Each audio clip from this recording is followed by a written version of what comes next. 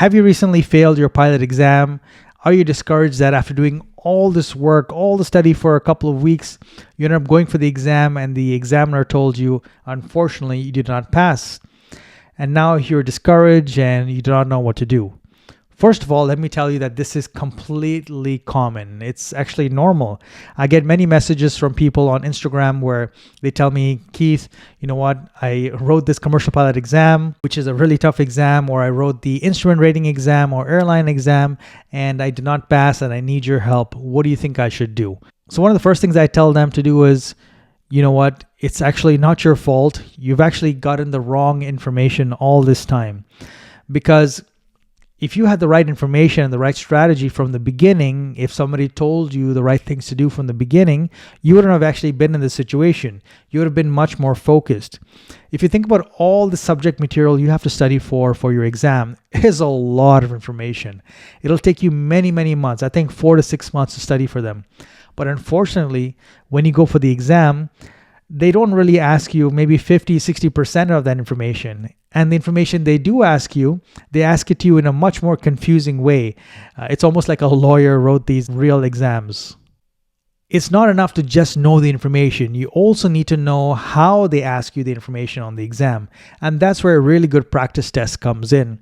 I have really good practice tests that mimic the real exam. So I have students that pass with very high scores.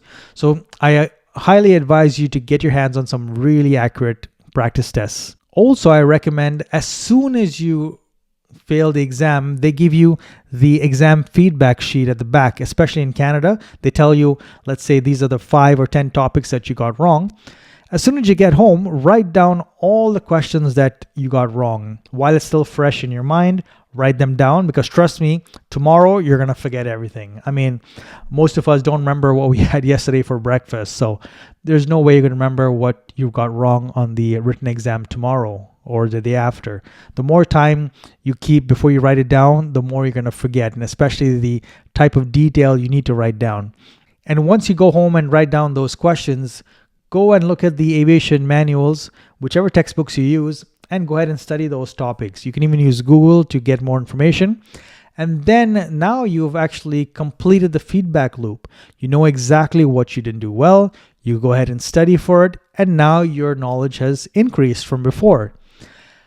I would say a big mistake I see people doing is when it comes to writing the exam is they try to write the exam too quickly after the failure. Here in Canada, you're allowed to write the first attempt after 14 days from failing the exam. And I personally think that's way too soon. I've had people message me online who are not my students. They say, you know what? They failed the exam. They wrote it again within 14 days because they just wanted to get out of the way, and they ended up failing it again. Because you put too much pressure on yourself. You didn't really take the time to study the information properly again. I've also seen the other extreme where people take 5 to 6 months to study the exam again. And that's way, way too long. In 5 to 6 months, a whole bunch of things would have happened. Number one is that you would have lost momentum. You would have gotten rusty. Life gets in the way. You would have forgotten a whole bunch of things. Number two is that the exam that you're writing may have changed significantly since when you first wrote it. Because the government, what they do is every now and then they change up a whole bunch of questions in there.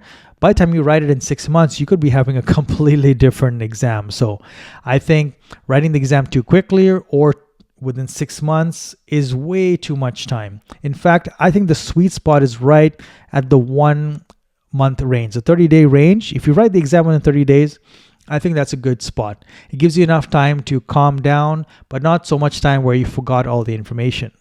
All right, hopefully that helps, and I will see you in the next video.